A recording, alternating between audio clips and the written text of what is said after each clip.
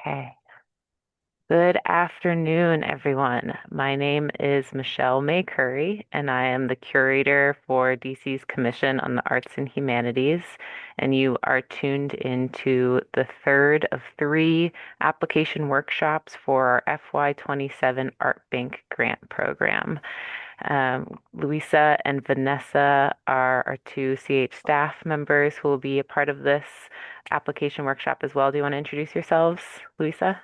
Yeah, hi, I'm Lisa Hammond. I'm one of the registrars, the art collections registrar here at CH. So we'll be talking a little bit more about the artwork after it comes in on the grant cycle and provide some insight on that side.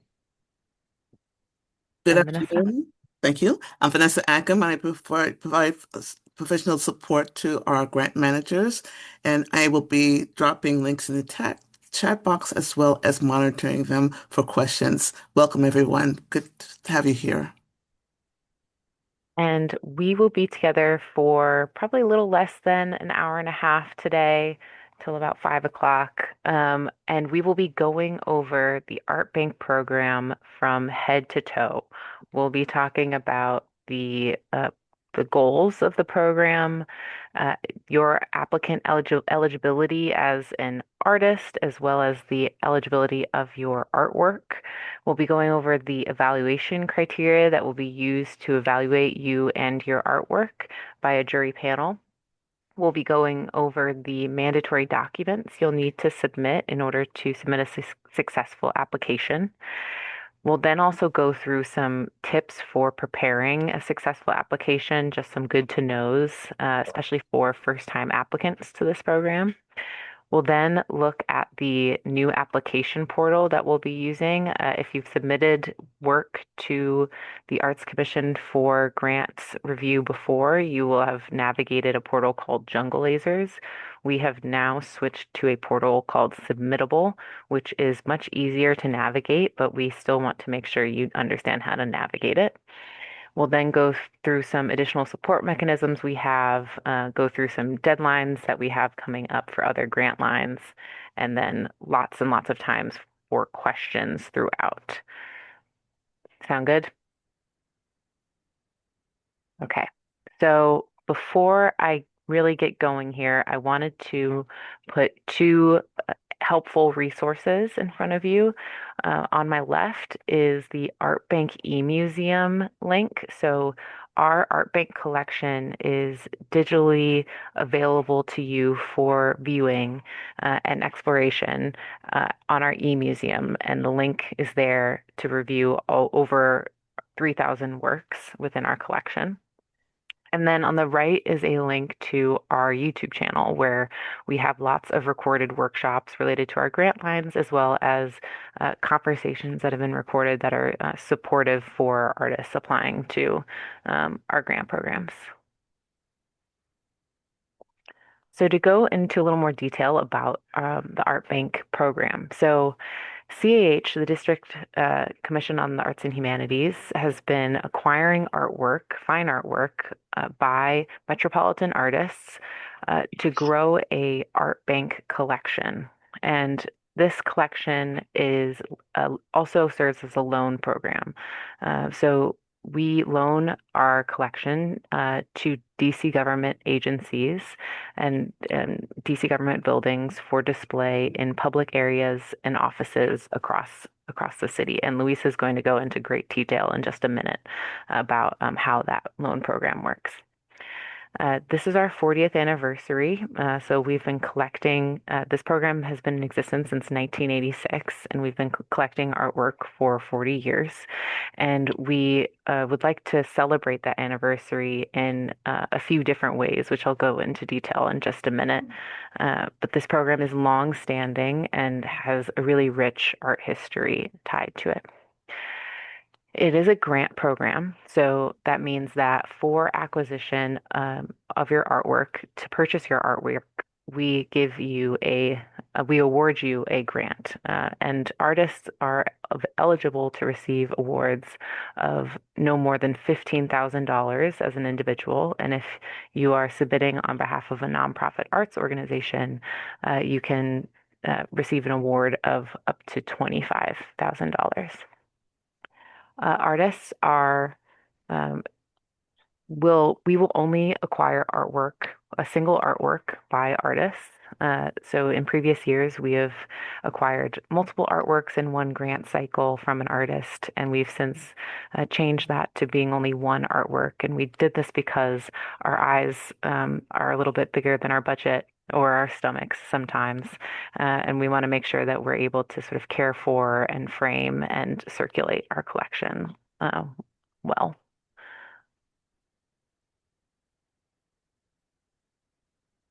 So, as I mentioned, this is our 40th anniversary year, and as a part of celebrating this anniversary, we have created a special subcategory. And I created is actually incorrect because this ability to submit works in a historical acquisition category has always been there. But um, alongside acquiring works from any medium or genre, textiles, photographs, paintings, etc.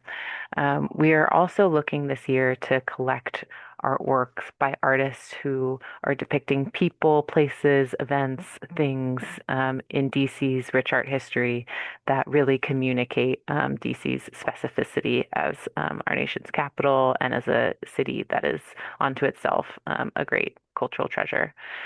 Uh, so there are images to our right here of works that might fall into that category. These all happen to be photographs, but we're looking for works of all sorts that sort of convey specific moments in time or people that are important within DC's history. We also define historical acquisition as work that might be from a different moment in an artist's career, an earlier moment in an artist's career. Typically, we only review work from an artist from the last decade of their career. So works made after 2016 in this case. Uh, in this 40th anniversary year, we are encouraging artists to submit works from earlier in their career that they might see as significant acquisitions for for the district. So let's say that you are an artist who's been working since the 80s or 70s, and you'd like to submit work from that period in your career because you see it as a significant moment in your career. We would encourage you to submit those works under this category if that suits you.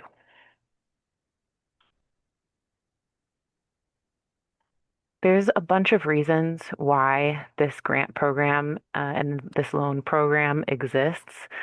It's really important to the district and to the Arts Commission that we preserve DC's vibrant art history and arts culture.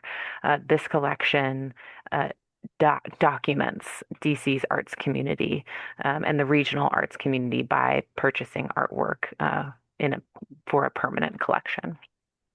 We also see the acquisition of artwork by artists into a permanent collection as a um, professional benefit to our regional artists. It's a big deal to get your work acquired into a permanent collection, an institutional collection, and we pride ourselves in being a first stop along the way for many artists in getting acquired, though we do acquire work by artists from all stages in their career, whether they be emerging, established, you know, senior within their careers, returning to their practice after many years away. We are really excited to review your work. The third is that we want to create aesthetic experiences for district employees and for visitors to DC government offices.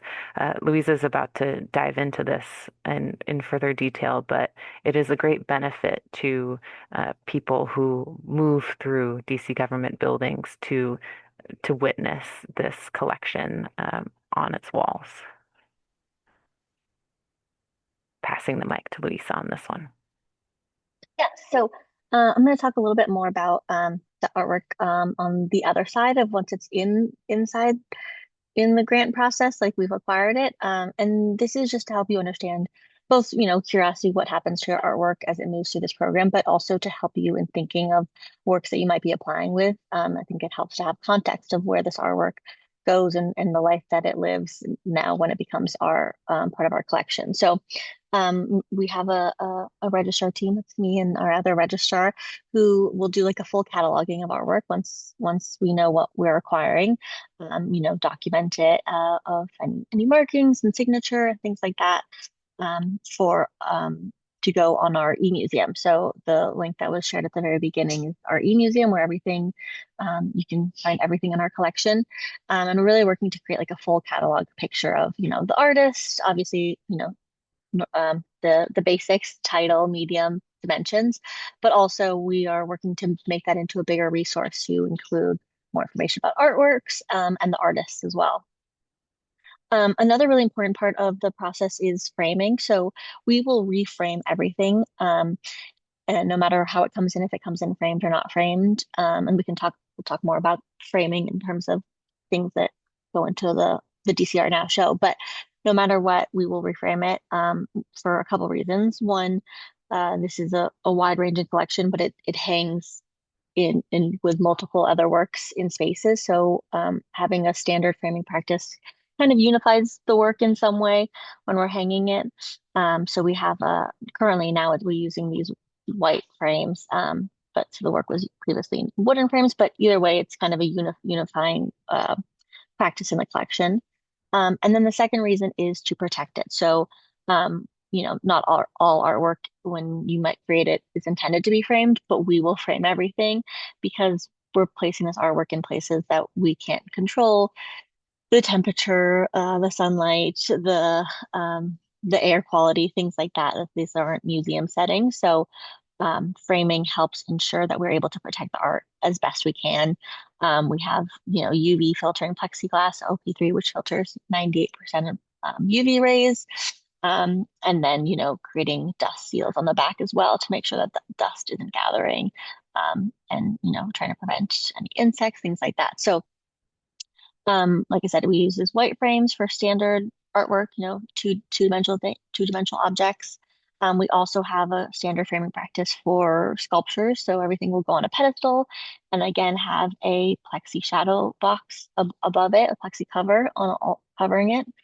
And then for wall-mounted sculptures or things that have like a little bit more dimension to them, we do something where we will mount it on a kind of backing board and create a shadow box on the front of it.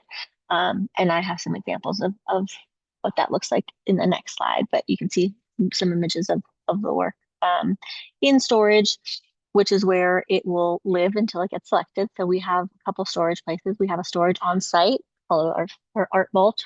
This is a picture, but it's behind me. And we also have an offsite storage, and these are temperature and climate controlled. But like I said, once the artwork goes out on loan, it might not be in as well regulated spaces. And then we are maintaining this collection for as its longevity. So we'll have regular inspection of artwork of the entire collection every couple of years. I think it's every 5 years, and are always apprised if there's any conservation issues. And we have a small limited budget for conservation, but we are able to conserve works in order to have them, if they have an issue, then have them re-enter the collection. And then if you go to the next slide. So a little bit about the program itself, and here's some more images of the storage vault, and then, our work's being installed. So this is a very active collection. It's very unique in terms of how collections are usually managed when you think of museums or large institutes that have a lot of artwork. Our collection is over 80% out on loan at any given time. So it means less than 20% is in storage, and you might be familiar, museums operate on the opposite. They say only 10% of a museum's collection is ever out on view at one time. So this collection is very active. It's in what we consider very public spaces, and in the way that it's with members of DC government, people that work for DC government and the council and the mayor's office. So, sometimes these are office buildings. They're not, it's not like a museum, but these are people that live and work and serve the DC government. And then the people that come into those offices to receive services, These offices range from places like Children and Family Services, DMV, no one's favorite place to go, the Department of Health, Office of Planning, our offices. So DC has over 140 agencies in the district. We operate between that weird realm of city, local, state government. So there's quite a few agencies, and all of them are entitled to have artwork in their offices. Um, they this program really brings a lot of joy from the moment that people come in to select the artwork because they get to come in and select. We are not placing the artwork that we see fit in an office. The people from that office get to come in, select artwork, and then we will come and install it. And it really brings a lot of joy because these are not traditionally wonderful places to work. Some offices have been remodeled and newer, but a lot of offices think of especially government offices that you've seen, there are a lot of gray or beige walls and not much color, sometimes not a lot of light. So bringing artwork into these spaces really lifts and elevates the space in a really amazing way, and that obviously has a very positive impact on the employees as well. Um, so that is just to think about, what this artwork is doing, which is really amazing. Another important thing to think of is the, what the nature of these requests are. So sometimes we get these agencies that will come in with a very specific thematic request for artwork. For example, Office of Planning is, somewhat recent one. They were looking specifically for artwork that depicts DC in some way, whether that means images of the monuments or recognizable buildings or, city and streetscapes, things like that. Other times we get requests for more thematic in terms of people. So, the Deputy Mayor of Education or the State Board of Education, Children and Family Services are looking often for images depicting families or children or people at play, moments of joy.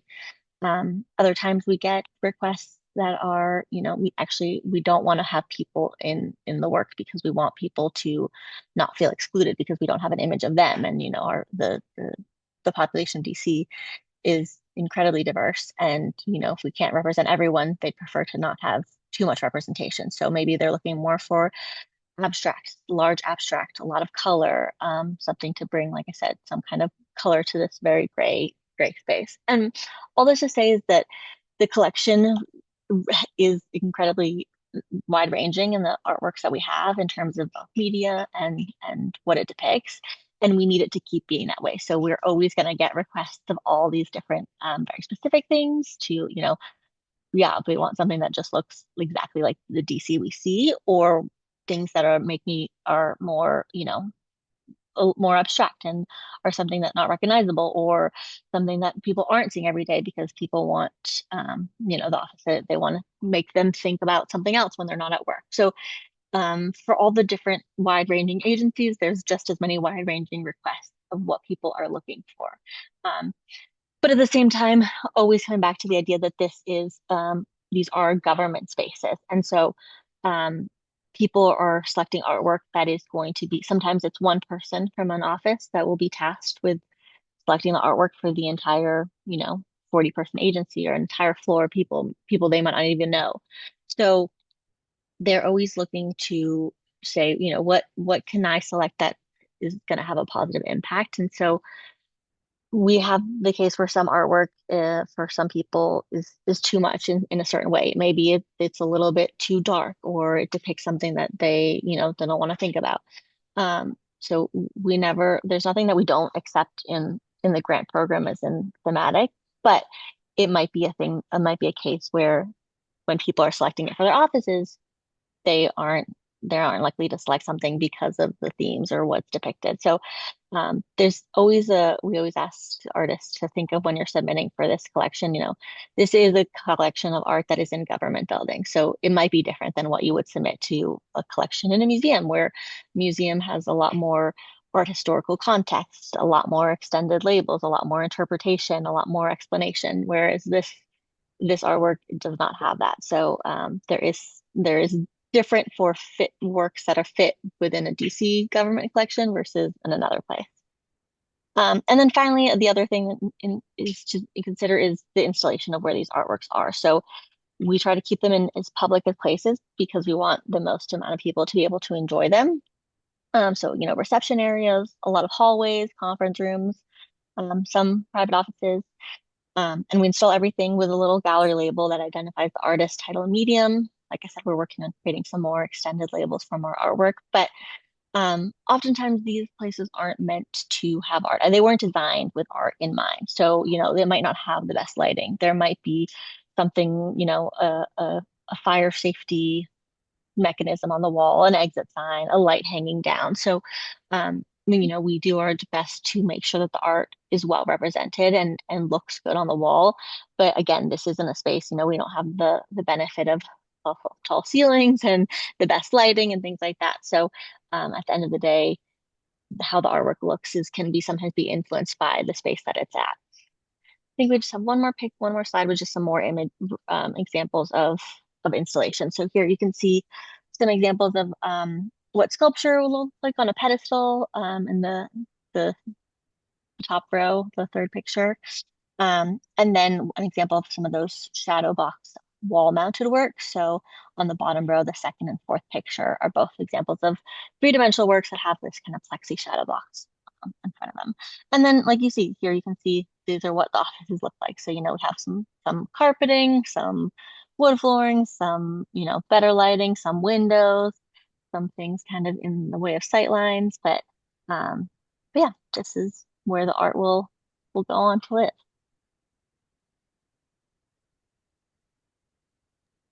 Okay, so as you can see from Louisa's deep knowledge of this program, that there are sort of two sides to this program. So on the front end, I work with artists to bring them into the collection, and on the back end, Louisa is the care and keeper of the artworks themselves. So if you have any questions about how the artwork lives and breathes out in the world, if you have questions about materials, archiving, preservation of your work, she is absolutely the person that you should reach out to. We'll share our information at the end.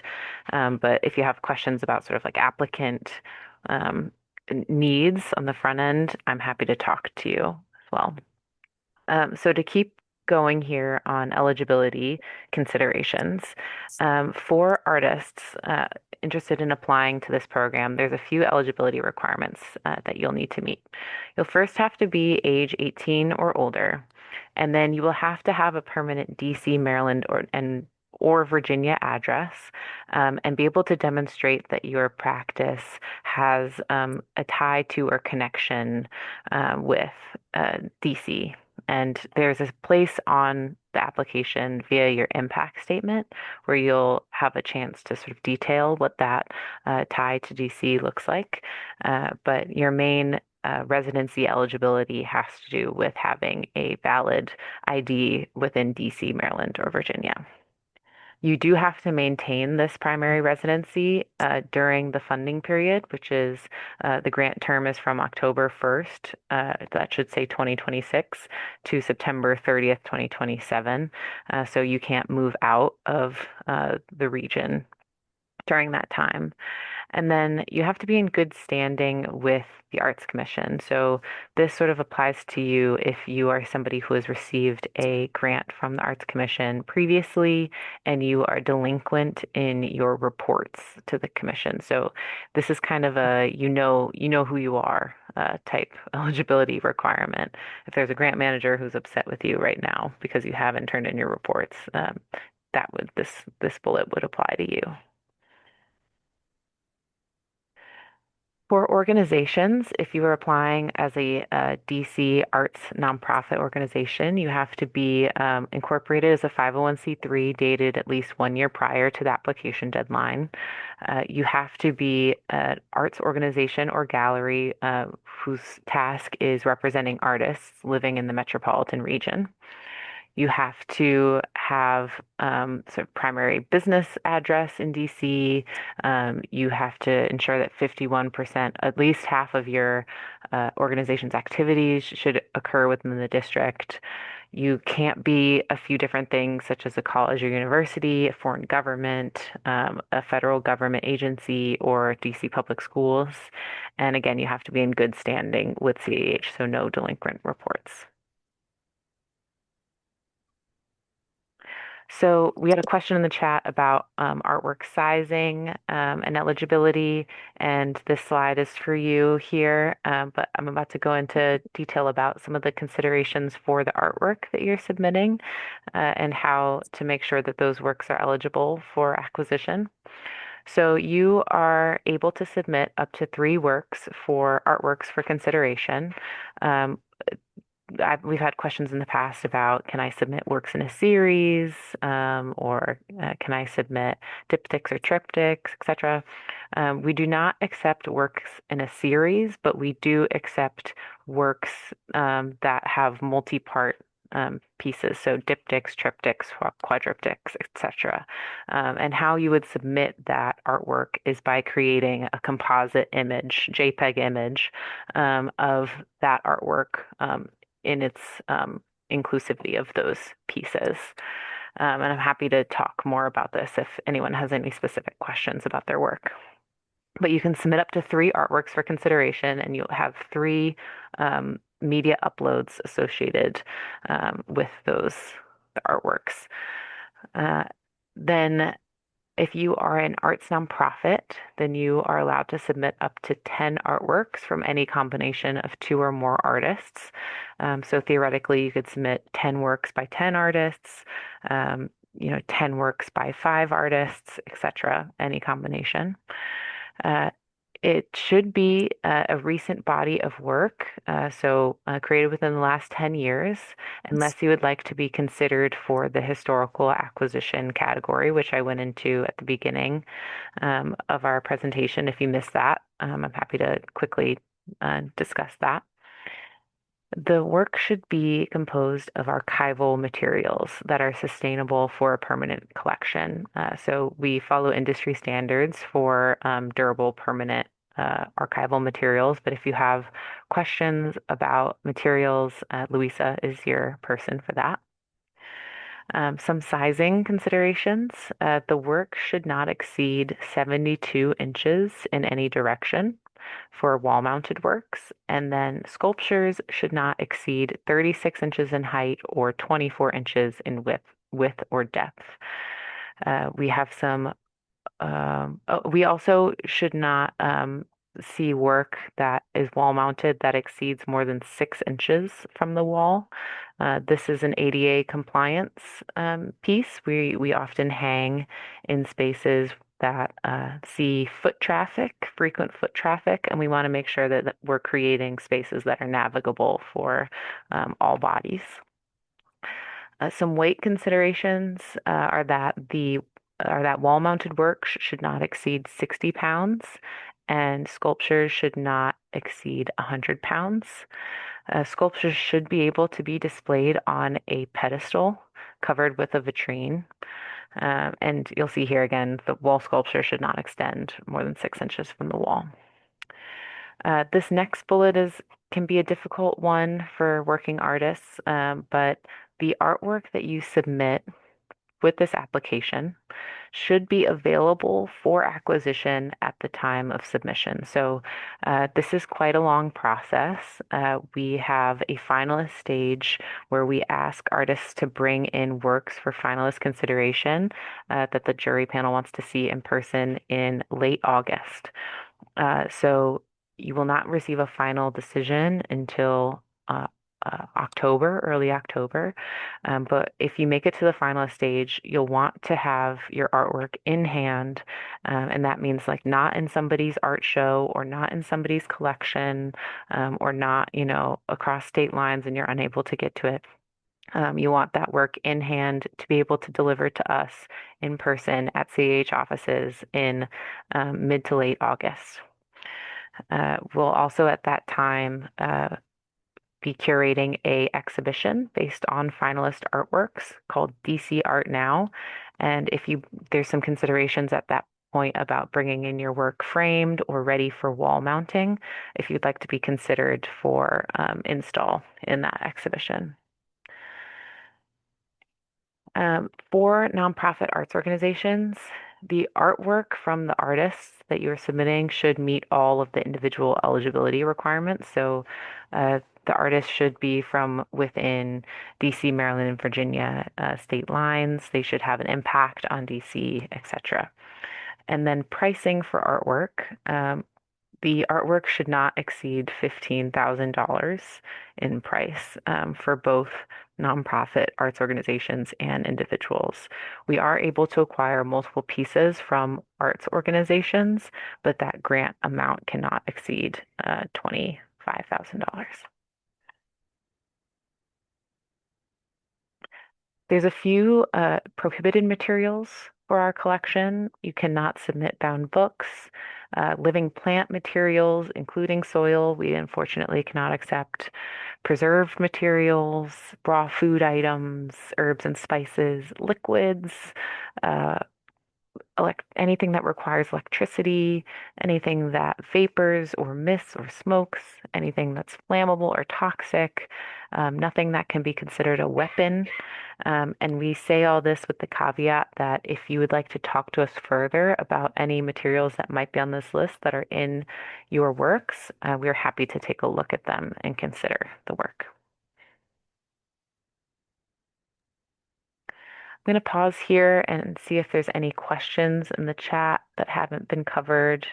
Yeah, I think we have a couple that I thought might be easier to Sure. answer speaking. So there's a question about saying, is it important to stay away from political content, i.e. in the description of the art, explaining the meaning of the work? So we don't have any like bans on any kind of subject matter in political. We have a lot of works, I think, in the collection that have like political commentary. There's some overt political thing. Like, I mean, I think we say we don't accept things with like um, swear words on them or explicitly, I don't know, I think was that the think there's anything else, Michelle, that isn't explicitly it's mostly things that won't be again might not be chosen if they're too. I think there's a more subtle way to have political commentary that isn't so like addressing certain people or political views, if that makes sense. Mhm.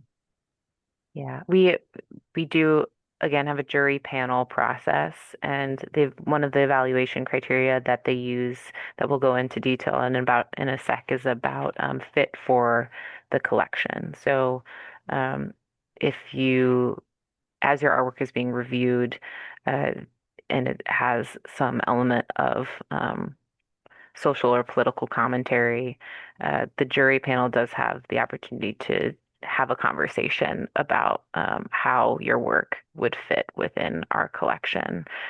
And we have lots of work that falls in this category that has some type of social or political commentary about DC, about the nation, about global politics broadly. So again, it's a matter of does the work resonate with the work of this particular collection as a loan program in public space? There's also a collection of size and the smaller size, something 4 inches by 5 inches. So there's no limit on how small something can be. So, I think we have works that are probably that size, maybe a little bit smaller. So it's just how impactful it is depending on the work itself. I also see a question about for photographs, submitting an online first, and then if asked later, we get it printed and framed. So, yeah, for photography, I guess you technically wouldn't have to have it printed, but you have to have the dimensions listed when you submit it. So whatever dimensions you list, when you're applying, make sure that it's printed in that same dimension or whatever you're thinking it will be printed at, because that is something that the panel will pay attention to if they say, oh, this was supposed to be small, it's a lot bigger, or if they thought it was bigger and then it's printed smaller. It does not have to be framed. You do not have to frame anything in order to bring it in.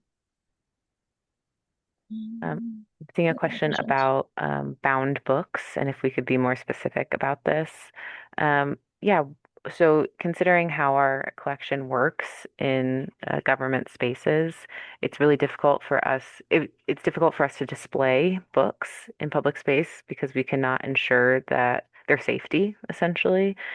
We don't allow works into our collection that require interactivity with it.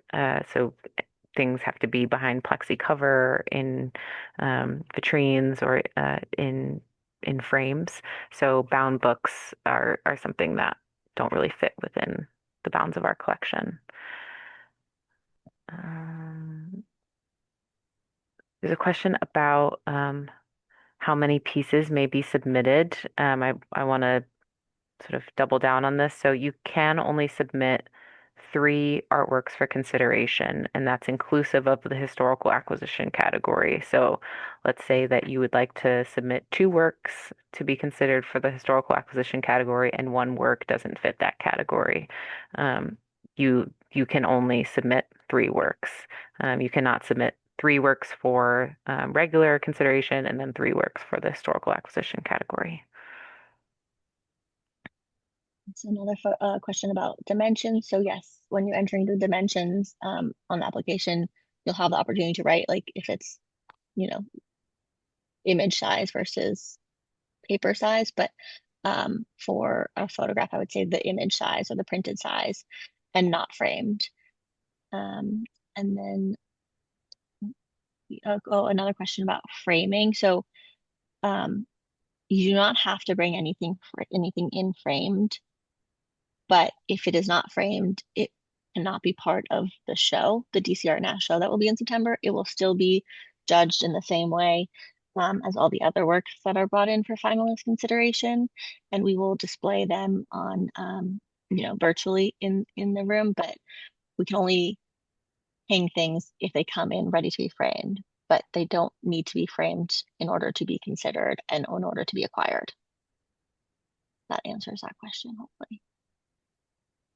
I'm seeing a question about I'll read it just exactly. For demonstrating serving DC in your practice, does that mean specifically DC or can it be the DMV, i.e., if your studio is in Alexandria, but you've shown in DC a couple times and many times in Northern Virginia? So this is a great question. And I can go into detail a little bit more about the impact statement as a place where you can really sort of let your work in DC shine. And there's a bunch of different ways that you can do that. Let's say, yes, that you are an artist who is based in whose home address is in Arlington, but your studio is in DC, or vice versa, right? And you have a deep tie to the district. You'll want to sort of demonstrate that by saying, my studio is based in DC, and it means that I am in proximity to XYZ arts organizations, or have shown in XYZ gallery exhibitions.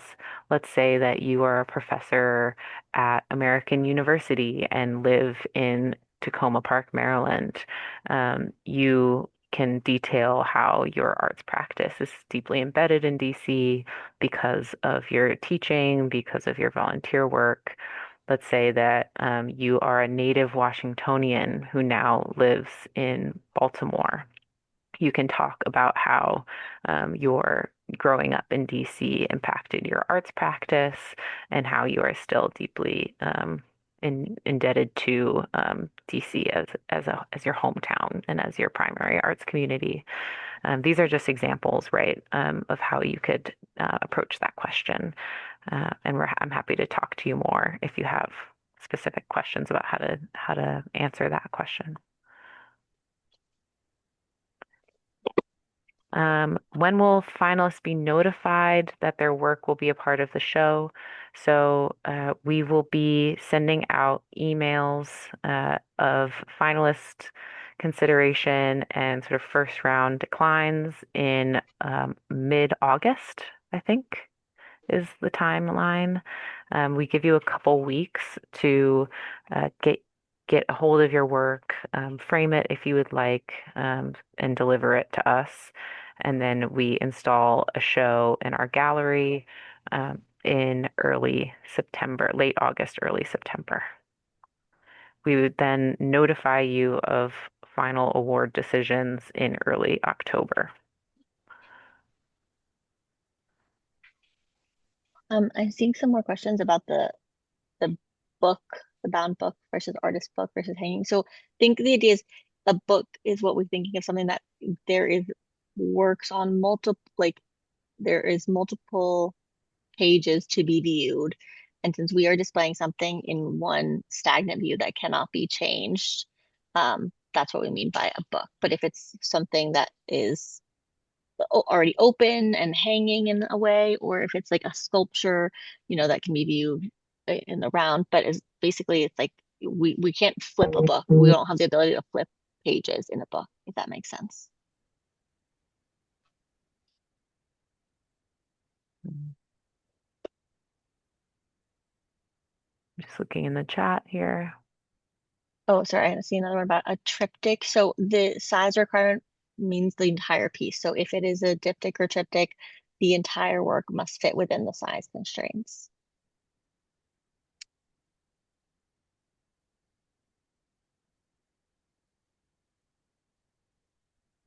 There's a question about Go ahead. photos at a march. Is that the one that you were? No, go ahead.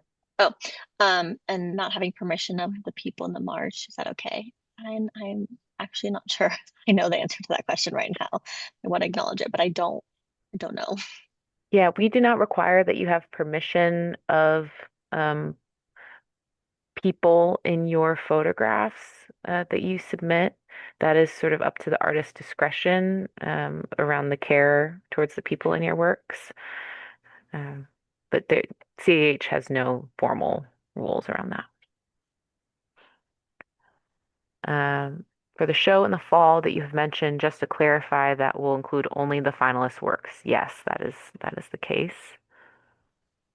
There's usually an attending slideshow that in the gallery, if we bring in at that stage well over 100 pieces for review. Uh, our gallery can only reasonably accommodate anywhere from 50 to 70 works, and that is a really packed show. And so what we do to make sure that everyone at the finalist stage is represented is we have a TV in the gallery that sort of rotates through all of the works that weren't able to be included in the show so that people can review your work there. Okay, I'm going to keep us moving. And as questions, feel free to keep putting questions in the chat. And Louisa and Vanessa will continue to take a look at them. So I want to go over the evaluation criteria that the jury panel uses to review your work. So this is a jury panel process. Your work will be reviewed by artistic arts professionals across the DMV arts community. So think fellow artists, collectors, curators, uh, arts programming professionals, gallerists, professors, et cetera, et cetera. And they are coming again with their range of expertise. So there's not one singular expertise represented on the panel, and each year the panels change. So your work, as you submit it year after year, will get new eyes on it always. There are three evaluation criteria that the jury uses to review your work. The first is worth 50% of your score, and it is the aesthetic and conceptual strength of your work. So this they will use to evaluate whether or not your work is conceptually inventive, whether it's stimulating, whether it shows technical skill as an artist, and technical skill uh, is inclusive of all ranges of media. They'll also be looking at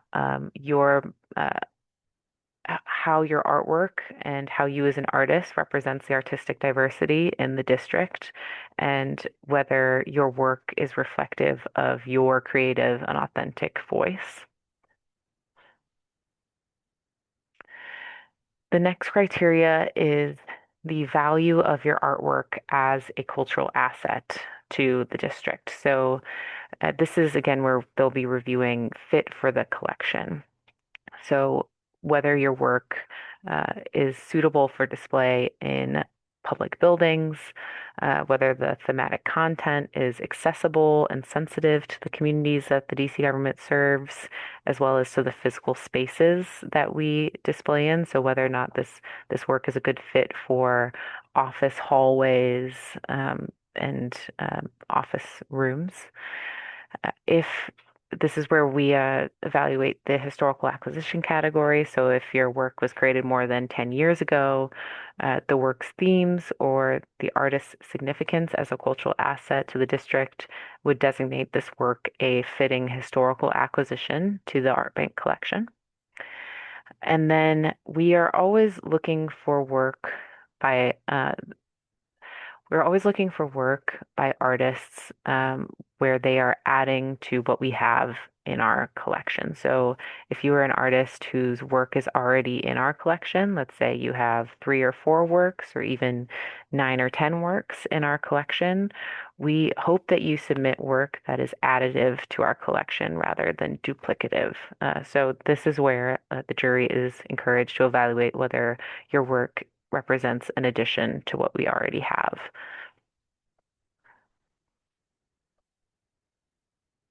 The final evaluation criteria is evaluating the artist's contribution. So this is where your impact statement will be reviewed, and how your connection to DC, how you articulate your connection to DC. We'll also be looking at your exhibition history in this category. So you'll submit a artist's resume with your application, and this is where the jury will look at whether or not you've been included into high-profile collections or whether your contribution to the district's arts community is significant. Alternatively, if you are an artist who is just starting your arts practice, you would put yourself in an emergent category. We evaluate whether or not acquisition into our collection would be a really great benefit to your career. So on either side, if you are someone who is sort of established versus emergent, we have ways of evaluating and bringing you into our collection. So now just digging into some of the mandatory application materials that you'll submit with your application. So the first thing you'll do, or one of the first things you'll do is prepare an artist statement related to the artworks that you're submitting. This artist statement should describe your art making practice as well as how the works you're submitting relate to that practice.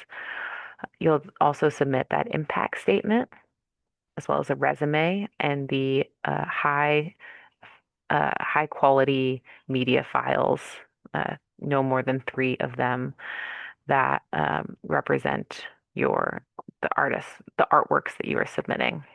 If you are a nonprofit arts gallery, again, you can submit up to 10 images for consideration. There are a few compliance documents that you will need to submit with this application. Some of these are specific to this this agency, and some of them are DC government wide. So the first is something that's required when you apply to any DC government grant line. It's called a Certificate of Clean Hands, and this is a document that you will obtain from the Office of Tax and Revenue. And Vanessa will be dropping a link in the chat of where you can go to obtain this document. This certificate certifies that you do not owe any money in the form of unpaid taxes or parking fines, etc., to the DC government over a certain threshold. I think it's like $100. If you are a Maryland or Virginia artist, you'll want to get on obtaining this clean hands quickly. Sometimes it can take a couple days up to a couple weeks for them to send you this certificate. So in order to meet our deadline of May 18th, you'll want to get on this requirement sooner rather than later. For DC applicants, it's fairly quick. The certificate of clean hands we recognize can be a hurdle for many artists, especially artists who are working paycheck to paycheck or who are avoiding paying fines because of socioeconomic barriers. If this is you, there are ways of obtaining a provisionary certificate of clean hands where you testify that you have entered into a payment plan with the Office of Tax and Revenue, and that will allow you to obtain a clean hands to apply to this program. I'll be sending more information via email about this particular requirement probably tomorrow.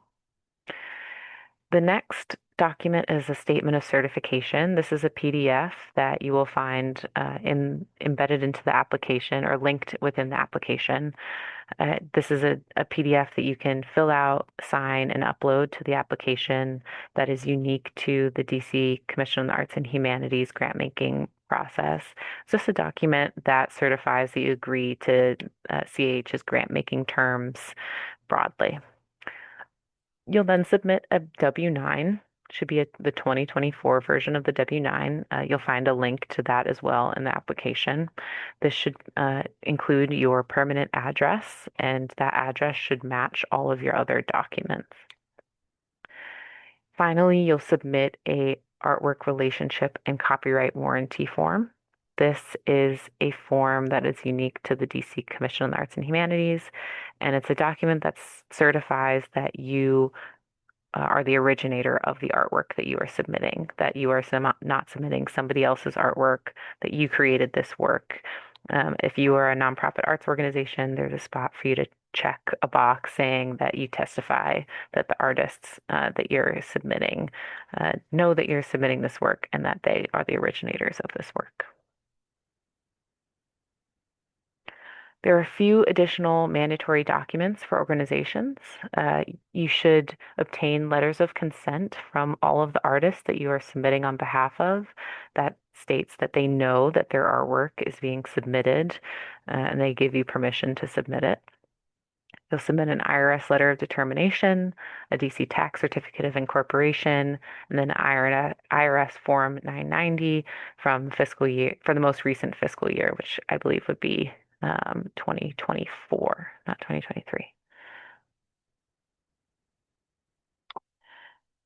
So going over some simple tips for preparing your application. Some of these are sort of no-brainers, but I want to make sure that they're said in this space. Because there are some moving pieces to this application, I recommend that you create a folder on your desktop or your computer that sort of puts all of your files in one place, that labels them by a standard labeling practice, like your last name underscore artwork one title, your last name underscore copyright form, etc. This will just keep you sort of organized for submission.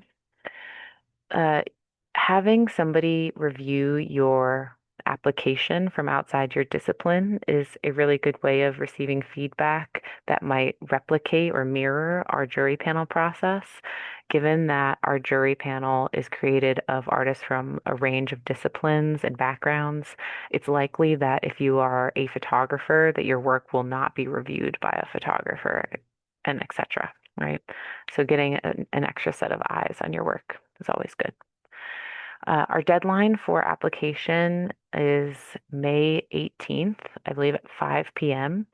And I'd highly recommend submitting your application before that deadline. There is usually a big push on application deadline day, on submission day, to submit your work, and we are much more helpful over the next week than we will be on that deadline day.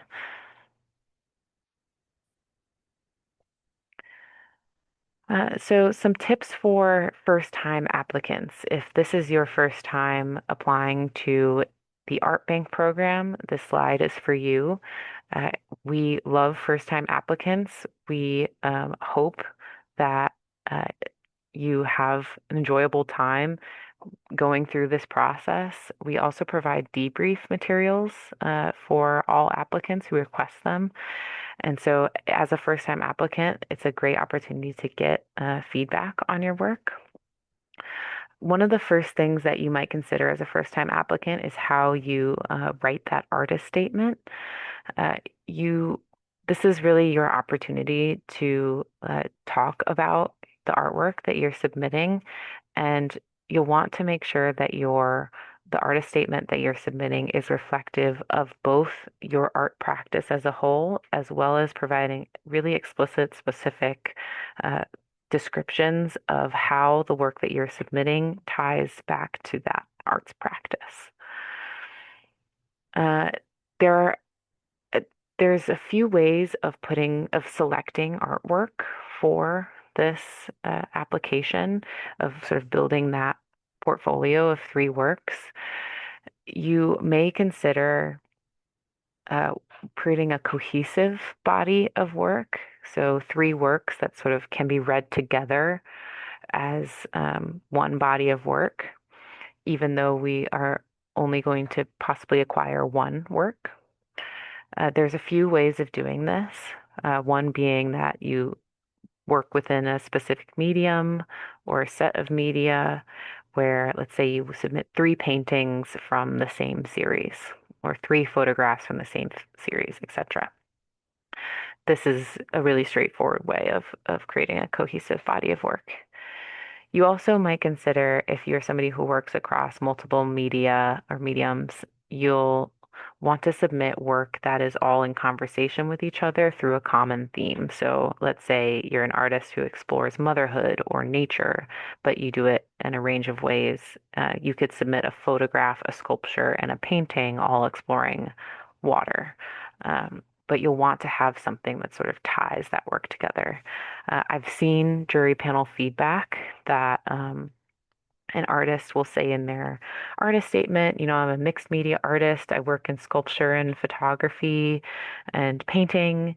And then they submit 3 photographs, and the jury panel will say, man, they said that they're a mixed media artist. I really wish I had seen them exploring this across the multiple media that they enjoy. I've also seen jury panels say, I'm uh, this artist is submitting a photograph, a textile, and a painting, and I really couldn't get a sense of what they're trying to do across these mediums. So, um, making sure that there is a through line across your work, if this is you, is a way of creating a successful application. Do you want to add anything on that, Lisa? Is that Um, no, yeah, I think you covered it. Maybe if there's any questions, but okay? yeah.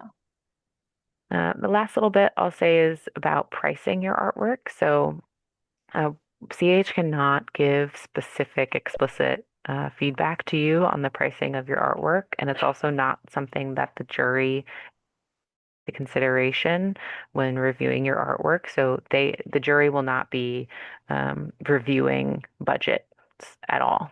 They are specifically evaluating your artwork. Um, but we can provide you with a few different resources for identifying the correct price for your work. The price for your work should be consistent with your sale history and the current sale of your work. So on your website, if that work is listed for $5,000, it should not cost $8,000 when you submit it to us. Um, there are a few different ways of determining price for artwork.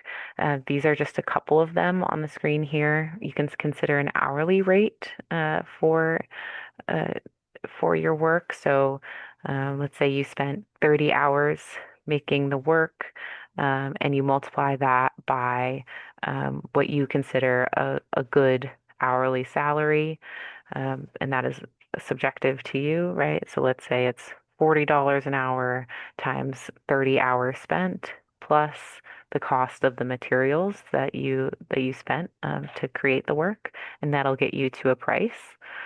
There's also the square inch method, so you could multiply the height and width of the work, and then set a price per square inch that you think is reasonable. So let's say the work is a 6 by 6 work, and you think that uh, you want to price it at $50 per square inch. You do 36 times 50, right? And then that would get you to a price. And then one last resource is the wage fee calculator, as well as Art Connect Magazine's How to Price Your Artwork article. The wage fee calculator is sort of a resource for cultural workers, creatives, artists in general, working across the creative industry to get a sense of what your your labor should cost. It gives you a range of different types of work. So an honoraria associated with an artist talk or a site-specific installation. It sort of gives you different price points based on the types of institutions that you might be working in. I'll pass it to Louisa for this one. Yes. So another important part of the application is photographing your artwork. And this is again something we have noticed specifically from the jury, from listening to their conversations. And so we want to give some advice about what we see as best practices for photographing. So some examples of stronger photographs of work, specifically works that, are maybe less conventional. So, for example, a diptych, this first example is a good example of the two works. You can see that it's two photographs, but they go together. And just, they're individually framed in this case, but they still are, photographed together in this one way, or composite image. The next image, you can see is this lenticular photograph. So it's a combination of two photographs that then form this lenticular as you walk by it, you can see. And this is a great way to make a composite image that shows you, the two original works and then what they look like composite. And it doesn't even still fully capture the experience of the work, but it does the best it can for, a screen for looking at something on a computer. And then this third work again is a 3D wall-mounted sculpture, which you can really get a sense of because you can see the shadow. But again, they've removed the background. They either photographed it on a very white wall or were able to crop out whatever they photographed it on. And you really just see the image. On the right side, we have some more weak examples. So this is what we sometimes see um, is very distracting, I think, especially for the jury. They don't like this. And oftentimes one of the things we see is, photographing on a brick wall and sometimes it looks better, but the jury gets really distracted by that. So, cropping your artwork in closely, whether that be to the frame or even closer into the artwork, but just nothing on the background.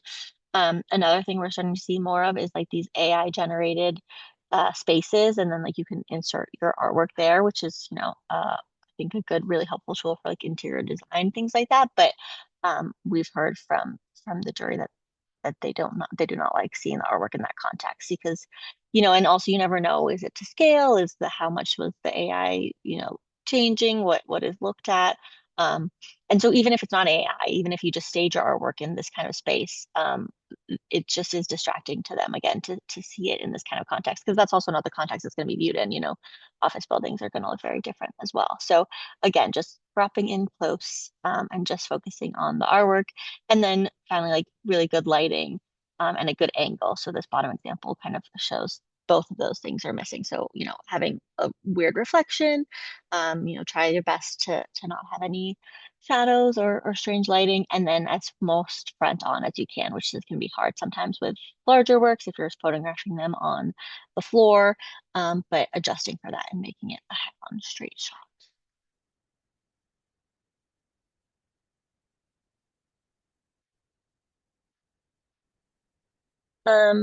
Okay, do you want to go Maybe into, oh, I see a few questions in the chat. Maybe this is a good time to pause and see um, if we can answer anything before we move to a submittable tutorial. Um, let's see. Can I'll drop a link to the wage fee calculator while Louisa is talking. I think we're actually okay on questions yeah. right now. Yeah. And this is a pretty short just tutorial from Submittable, which is like Michelle said, our new application platform. And we've we found it to be quite simple and easy to use, but it's new. So want to just guide you of what you should be seeing. So um, when you go to our grants landing page, where however you find it on our website or social media or via email, it should take you to this first page that you see here on the left that is linked to, it's like the DC Commission's landing page in Submittable that should have all our grants. So little welcome, and then as you scroll down, you'll see all the grants that are open, and you will want to click on FY27 Art Bank.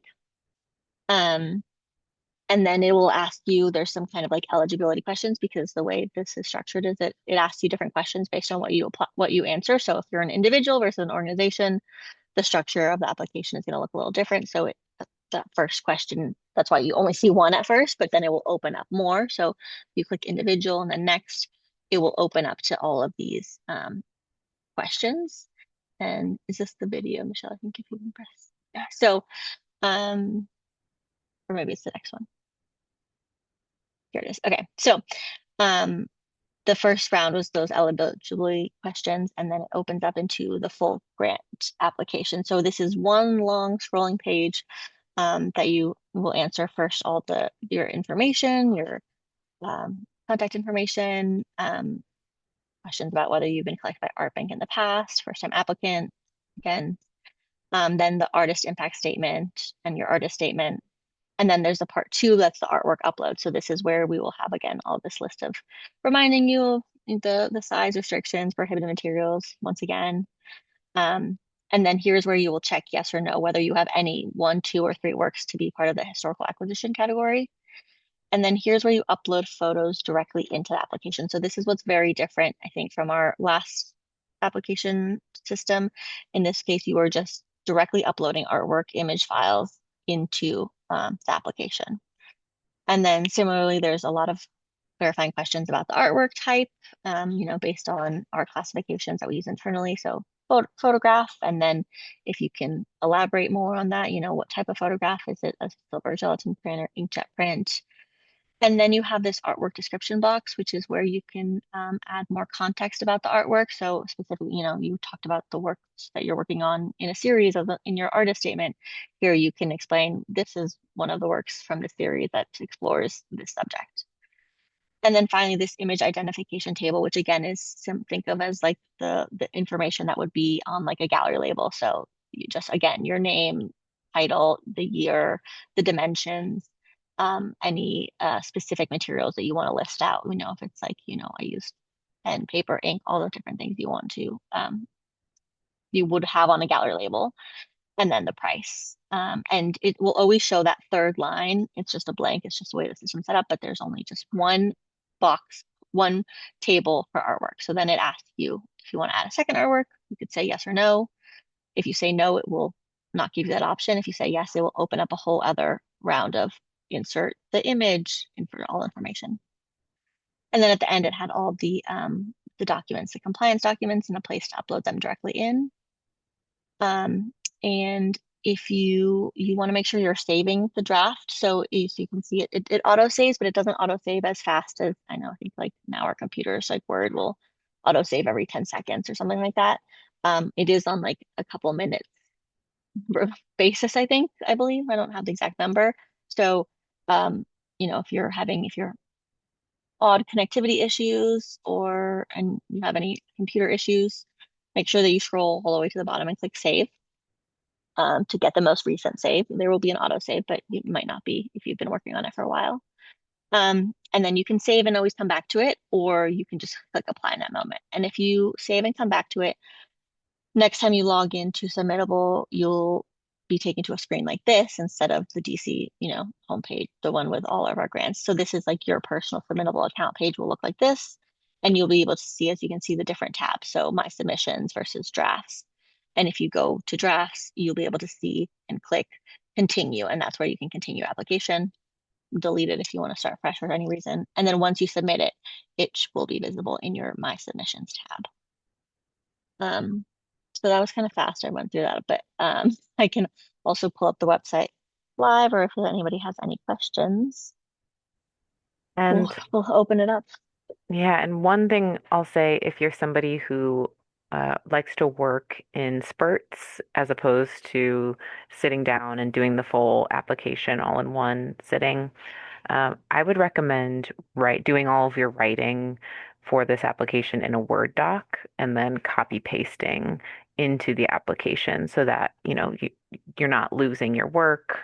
You're not worrying about saving a draft. It's fully within your control. Um, but yes, any questions at this point? Happy to answer. Is it okay to speak? Sure. Yeah. Yeah. Okay, I just wanted to note that when I went in, I always like to download the form and then print it out and work with it from that as I do my word processing.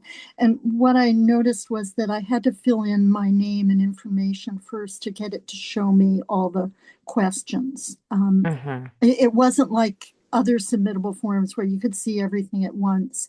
You had to start an application to be able to see the whole form. And I just wanted to make that note to help other people. Thanks, Sally. That's a really great point. Um, Yeah. I think it has to do with that. It's called branching and submittable, which is how we are able to make those like different for organizations versus individuals. But yeah, you have to put in some information in that very first box in order to open up because then it will find out based on what you put in which boxes to open up basically. So which form. So yes, that's correct. Okay. mhm. I see questions from David and Anne. You want me to go first? I see your hand raised, All David. right, Yeah. yep. I got my hand raised. So I have a question about the impact statement, Sure. and it has to do with the nature of the audience for a particular center where you're active and teaching and interacting with people and and having an impact. My experience is mostly at Glen Echo Park. Hmm. And many of the people there that I interact with are from the District of Columbia. Many are from Maryland, some from Northern Virginia, but it's not in the district. And so I just wondered about how that might be viewed. A great question. I think Glen Echo is a great example of a place that is deeply embedded within DC's arts community. Um, it- of course, it's sort of across the state line in Maryland, but you could make the case in a range of ways for how sort of DC's arts community is reliant upon the community programming, artist workshops, gallery exhibitions of Glen Echo. Oh, okay. Yeah, So yes, I just wanted to, before I spent a lot of time documenting that, I wanted to be sure that yeah, it really does to me, honestly, I feel it really reaches, the whole community, including absolutely. both. So, okay, thank you. Yep. And then Anne, yeah. Yes, hi, thank you. Yeah, two questions. One, I'm an interdisciplinary artist. Hmm. Okay, so what I'm saying is I have lithographs, photography, mixed media, and I'm not talking about video or anything with electricity, right? So, and I left out painting. So I have work that's older and current work. So one question is photography, is there a bias against it? I so photography is actually one of the things we have the most in the collection. And I don't think there is a bias against it. Um, and I don't think that that also means that people are like, oh, we have too much and that we're moving away from it. It's always valued. It's more so. I don't think there's really a bias against any media or media type. It's much more content and aesthetic related. Like people are never, the jury is never making comments of there's not enough paintings or there's not, they're really focused on the content. Like these are people that also work in the arts and they understand that So, media. so Yeah. then the question would be, um, my work is, I'm known for being engaged with issues. Now, I don't know if that is general enough, as in, I mean, people will say, oh, that's really, it's not rhetorical, it's not telling you what to think, but it engages the viewer with a subject, a topic.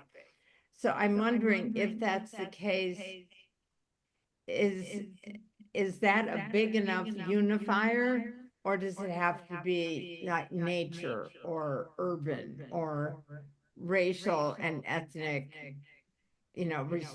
speaking to implicit Mhm. bias? Or in other words, do I have to have a tight theme, especially if the work is different media?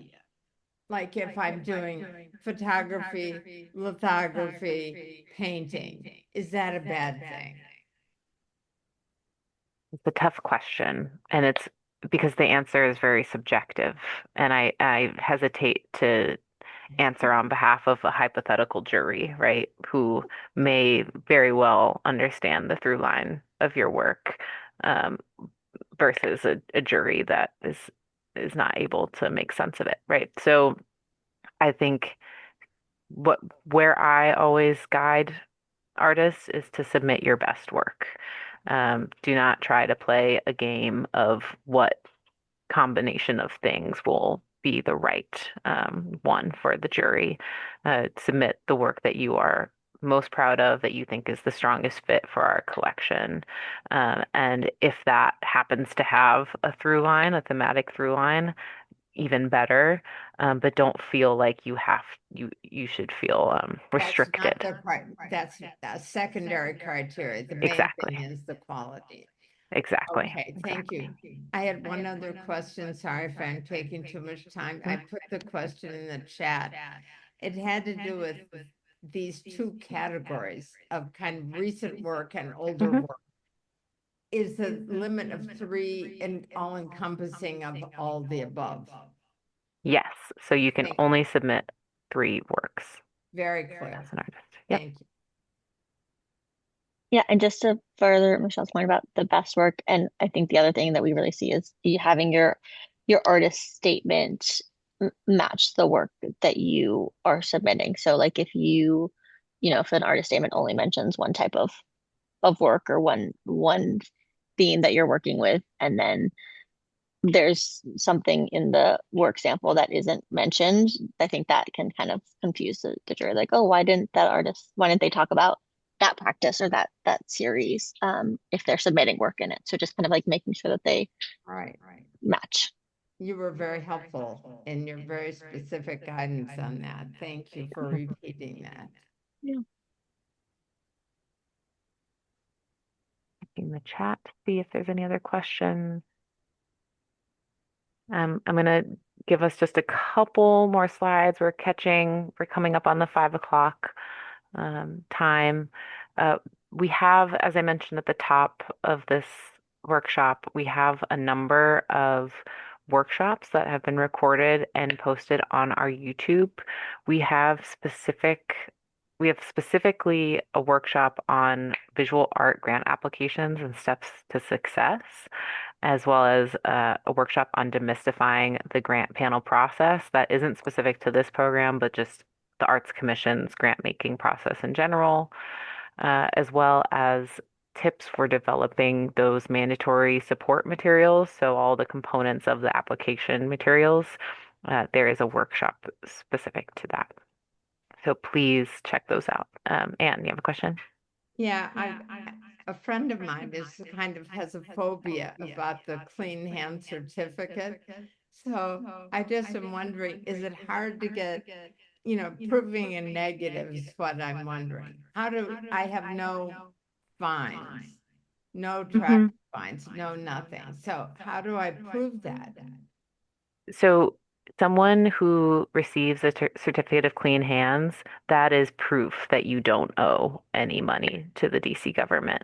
So it's the process of obtaining the clean hands, that there are steps going through the Office of Tax and Revenue that you need to follow.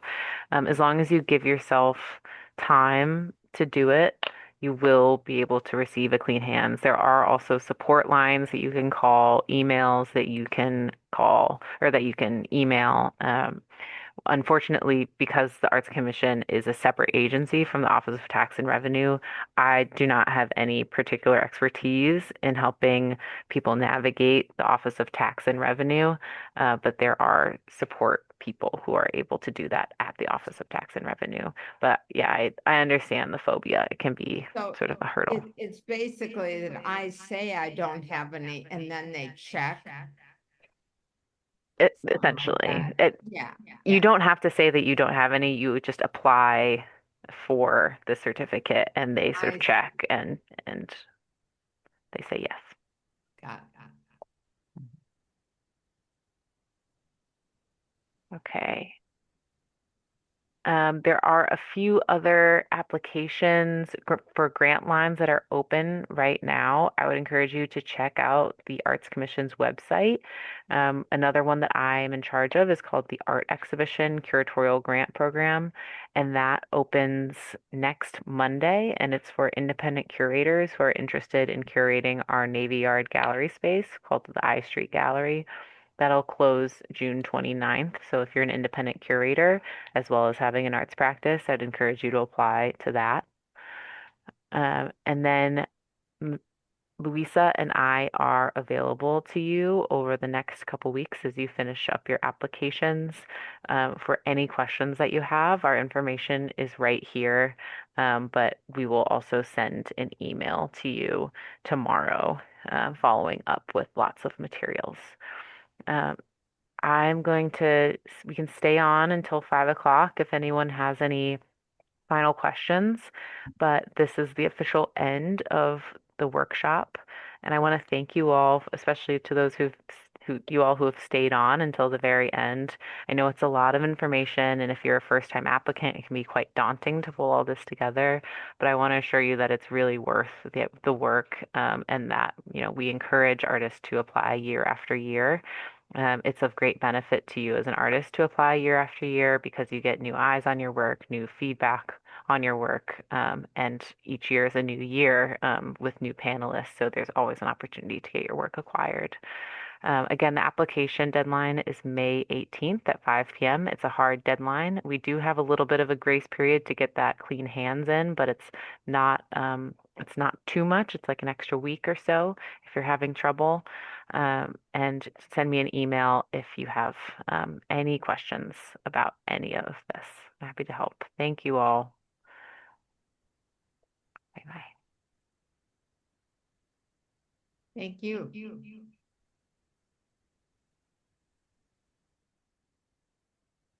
If you're still there, I do have a question.